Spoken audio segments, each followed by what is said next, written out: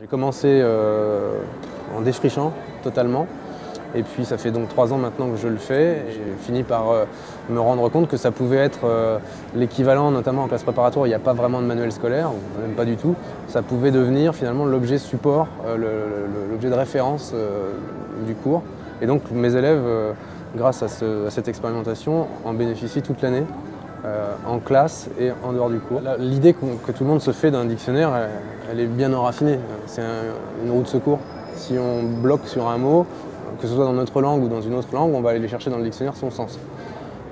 On a tous fait ça et on s'est tous rendu compte qu'à un moment ou à un autre, la définition du dictionnaire nous laisse un peu dubitatifs parce qu'un mot a souvent plusieurs sens. On a dans ce dictionnaire un moteur de recherche qui est spécifique à l'objet lui-même, qui permet des recherches par arborescence, des recherches multidictionnaires, des recherches en fonction du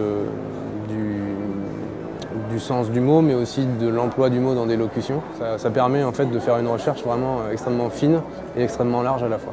L'intérêt du dictionnaire électronique, c'est qu'il permet d'aller chercher les équivalences en anglais, par exemple, d'un mot français, dans un dictionnaire bilingue, mais aussi d'aller compléter cette recherche dans un dictionnaire monolingue. Donc là, on va avoir en fait plusieurs sources fiables qui se complètent et qui finalement font appel à notre esprit d'initiative, à notre réflexion, à notre sagacité. Ce n'est plus une roue de secours en l'occurrence, ça devient quasiment un moteur, quelque chose qui crée une dynamique lors du cours. Les élèves d'aujourd'hui, quand on leur donne ça, sont naturellement très réceptifs parce que c'est un objet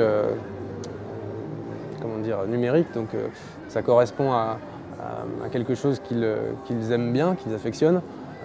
Moi, ce qui m'étonne à chaque fois, c'est la rapidité avec laquelle ils se l'approprient. En 1 heure, ils ont compris comment ça fonctionne. Et en 1 semaine, ils sont capables de l'utiliser pour faire des choses que moi-même, je n'ai pas encore découvertes.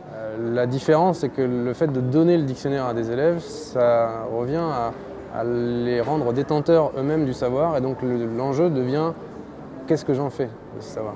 Moi, j'en arrive maintenant, plutôt qu'à leur donner des listes de vocabulaire à apprendre dans des manuels qui existent pour les élèves du supérieur, à leur demander de constituer eux-mêmes leur propre liste au fur et à mesure du cours, de la séquence, sur un thème et sur une problématique.